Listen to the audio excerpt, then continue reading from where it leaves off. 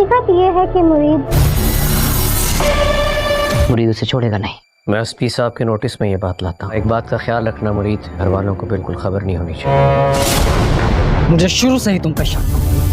Hello friend, आखिरकार मुरीद और अस्मा का निकाह हो ही गया और आहिस्ता आहिस्ता मुरीद अपने प्लान में कामयाब होता जा रहा है। मगर एमल अस्मा का निकाह मुरीद से होने पर ज़्यादा खुश नहीं है और इससे ये बात भी बर्दाश्त नहीं हो रही थी कि इसकी बहन ने इसे इसकी मोहब्बत छीन ली थी और अब इसकी अस्मा से नफरत और भी बढ़ने लगी थी।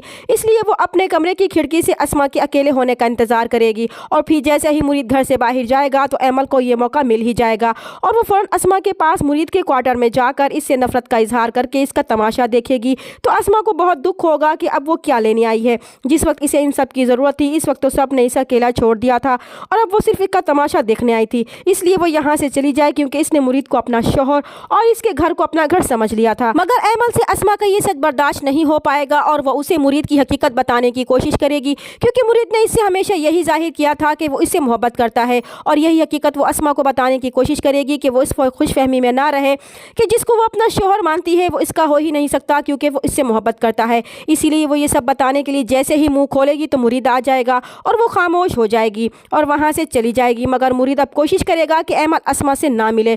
दूसरी तरफ अमीन कुरैशी मुरीद को बुलाकर इसे कुछ सबूत मिलने की बात करेगा कि इसे ये सब एसपी ने बताया है, इसलिए वो ये केस दोबारा से ओपन करना चाहता है और इसकी जिम्मेदारी वो इसे देना चाहता है ताकि इसे पता तो चले कि अमीन कुरैशी का दुश्मन कौन है। वो इसे ताकीद करेगा कि इस बात का इन घर वालों को हरगिज नहीं होना चाहिए। इस पर मुरीद अपनी वफादारी दिखाने के लिए उसे यकीन दिलाएगा कि वो ज़रूर इस बंदे को पकड़ लेगा। मुरीद को ये शक हो जाएगा कि कहीं मुस्तफ़ा ने तो सब कुछ नहीं बता दिया, इसलिए वो फ़ौरन मुस्तफ़ा के पास जाकर इस पर पिस्टल तानते हुए इसे गद्दार समझेगा।